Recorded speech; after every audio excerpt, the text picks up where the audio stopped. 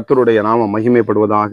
ஆண்டவரும் அருமை இரட்சகருமாகிய இயேசுவின் நாமத்திற்கு மகிமை உண்டாகட்டும். எடுத்து வாசிப்போம். ஸ்தோத்திரம். லூக்கா எழுதின சுவிசேஷம் 3ஆம் அதிகாரம் அதுல 21 கூட வாசிப்போம். ஜனங்கள் எல்லோரும் ஞானஸ்தானம் பெற்ற போது இயேசுவும் ஞானஸ்தானம் பெற்று ஜெபம் பண்ணுகையில் வானம் திறக்கப்பட்டது. அவன் ஜெபம் பண்ணுமா? பரிசுத்த தேவனே, நாங்கள் ஜெபம் பண்ணும் பொழுதும் ஆண்டவரே அப்பா, எங்களுக்காக வானம் திறக்கப்படுவதற்காய் ஸ்தோத்திரம். எங்களோடு பேசுங்க அப்பா, இயேசுவின் நாமத்தின் பிதாவே, ஆமே. கர்த்தருக்கு மகிமை உண்டாகட்டும். இந்த இடத்துல ஞானஸ்தானத்தை எடுக்கிறதை நாம் பார்க்க முடிகிறது. என்ன பண்ற ஜனங்கள் எல்லாரும் என்ன பண்றாங்க? ஞானஸ்தானம் என்பதுன்னா ஒரு பொருளை முழுமையாய் முக்கி எடுக்கிறது தான்.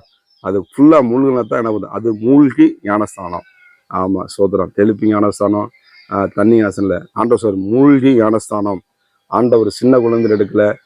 ஆமா, சோதரம். ஆண்டவர் அழகாக அந்த நேர்த்தியாக என்ன பண்றாரு? அவர் தேவனாகிய கர்த்தர், அவர் அண்டசராசி உண்டாக்குனவர். அந்த இடத்துல சொல்லப்பட்டிருக்கிறது. உடனே கேட்கிறாப்புல சோதரம் யோவான் சனகன், ஆண்டவர் நீங்க போய் எப்படி ஞானஸ்தானம் எடுக்கப்ப? அவர் சொல்றாரு, நீதி நிறைவேறும்படி எனக்கு என்ன பண்ணும் இப்ப இடம் கூட அப்படிங்க.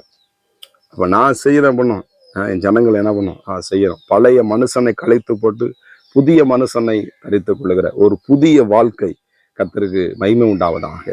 இயேசு கிறிஸ்து அந்த வழியாக என்ன பண்றாரு? அந்த யோவான் என்ன பண்றான்? நடுங்கிறான். அப்பதான் உடனே பண்ணாரு இயேசு கிறிஸ்து ஞானஸ்தானம் ஒப்பு கொடுக்குறாரு. இன்னைக்கு எத்தனை பேர் ஞானஸ்தானம்னா பயப்படுறாங்க. ஞானஸ்தானம் நமக்கு போராட்டம் வந்துருமோ, பிரச்சனை வந்துருமோ? அதெல்லாம் ஒண்ணு பிரச்சனை. அதாவது உலகத்துல உபத்திரம் இல்லைன்னு சொல்ல, எல்லா மனுஷனுக்கும் உபத்திரம் என்ன பண்ணுது? இருக்குதான் செய்யுது. ஆனா உபத்திரம் உண்டு. ஆனாலும் உபத்திரத்திலிருந்து விடுதலை கொடுக்கிற தேவனுடைய வார்த்தை இருக்கிறது.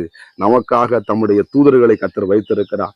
நிச்சயமாக நீதிமானுக்கு வரும் துன்பங்கள் அநேகமா இருக்கும், இல்லைன்னு சொல்ல. ஆனா கர்த்தர் நிக்கிற அந்த இடத்துல அதில் ஏதாவது விடுவித்து உங்களை செழிப்பாக ஒரு இடத்துல கொண்டு வந்து உங்களை நிலைநிறுத்தும்படி தேவன் இருக்கிறார். அதனால அப்படின்னா பயப்படக்கூடாது. கர்த்தருக்கு சோதரம். ஞானஸ்தானம் அப்படி மதம் மாற்றம் பண்ணாங்க, அதெல்லாம் உண்மையே கிடையாது. மனச இயேசுவுக்கு. அந்த மந்திரி பார்த்தீங்கன்னா அவன் தேர்ல ஓடிக்கு போயிட்டு இருக்கான்.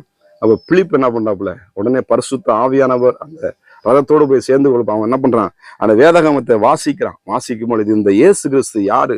அப்ப அவர் அடிக்கப்பட்ட ஆட்டுக்குட்டியை அவர் தாங்க நமக்காக சிந்தப்பட்ட இயேசு கிறிஸ்து. பாவ மன்னிப்பை கொடுக்கிறவர், பரிசுத்தமாய் வாழ சொல்லுகிறவர், நமக்காக நித்திய ஜீவனை வைத்திருக்கிறவர். இப்படிப்பட்ட சில காரியங்களை செய்ய வேண்டும் சொன்ன உடனே நான் ஞானஸ்தானத்துக்கு ரெடியா இருக்கிறேன், தண்ணி இருக்கு, எனக்கு ஞானஸ்தானம் கொடுங்க. அந்த மந்திரி என்ன பண்றாப்புல?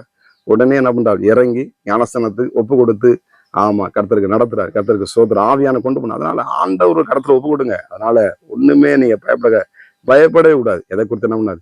ஆமா, பயப்படக்கூடாது. ஒரு மல்யுத்தம் பண்ணுன்னா அதுக்கு சில வழிமுறை, ஒரு நிபந்தனை இருக்கு. அதை சரியா மல்யுத்தம் பண்ணாதான் வெற்றி பெற முடியும். கர்த்தருக்கு சோதரம். ஒருவேளை சொல்லுவாங்க, இயேசு கிறிஸ்துவ சிலுவையில் தொங்கும் பொழுது கல்லன் 2 பக்கம் நம்ம தொங்க விட்டாங்களே, அப்ப நம்மள ஆண்டவர் சிலுவையில் தொங்க சொல்லல.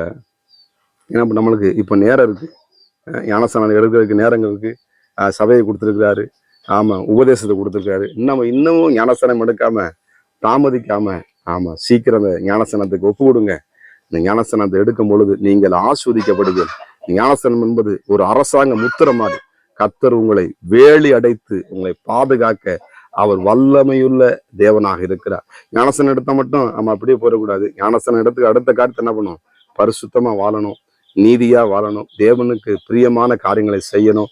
தேவன் சொல்லுகிற கட்டளைகளை என்ன பண்ணும்? நம்ம கைகொள்ளும் பொழுது ஆமே நீங்கள் ஆசீர்வதிக்கப்படுவீர்கள், நீங்கள் மேன்மை அடைவீர்கள்.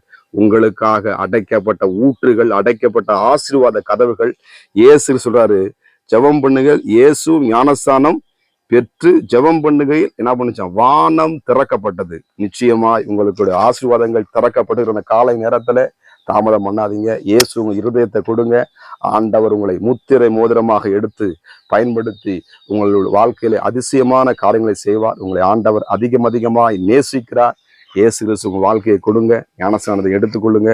தேவனுடைய வருகையில நீங்க பங்கு பெறுங்க, நீங்கள் ஆசீர்வதிக்கப்படுவீர்கள். நம்ம ஜெபம் பண்ணுவோமா? பரிசுத்த தேவனே, இன்னும் ஞானஸ்தானத்துக்கு யாரெல்லாம் ஒப்பு கொடுக்காம இருக்கிறார்களோ, ஆண்டவரே ஒருவேளை பயந்து கொண்டிருக்கிறார்களோ, கர்த்தாவே பயத்தெல்லாம் எடுத்து போட்டு ஆண்டவரே ஒரு அற்புதத்தை தேவன் செய்வீராக.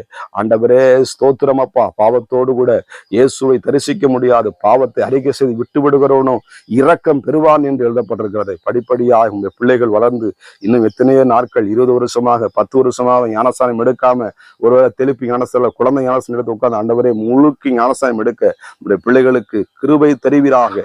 அந்த பயத்தை எடுத்து போடுவீராக. உடைய வல்லமை உடைய பிள்ளைகள் மேலே தங்கி இருக்கட்டும். வானம் திறக்கப்படுகிறதற்காய் ஸ்தோத்திரம். ஆசீர்வதிக்கிறதற்காய் ஸ்தோத்திரம். இயேசுவின் நாமத்தின் பிதாவே, ஆமென். God bless you. கர்த்தர் உங்களை ஆசீர்வதிப்பாராக.